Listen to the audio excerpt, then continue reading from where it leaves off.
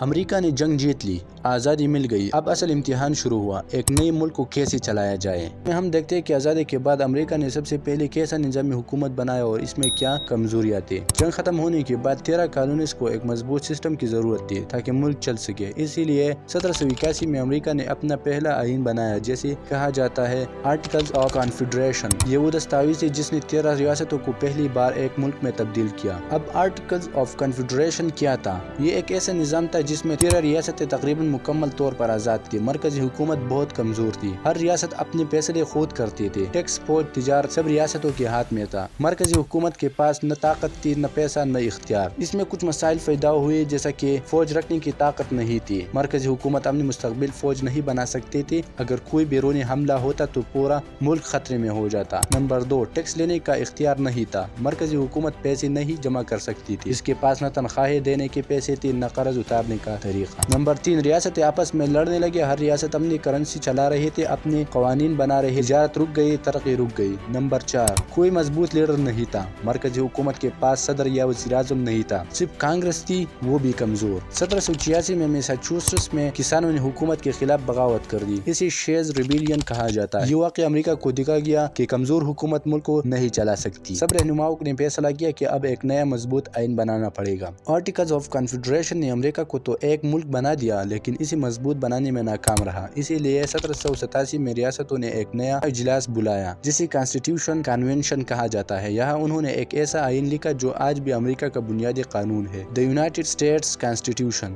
اس کے بارے میں ہم حصہ نمبر 9 میں تفصیل سے دیکھیں گے۔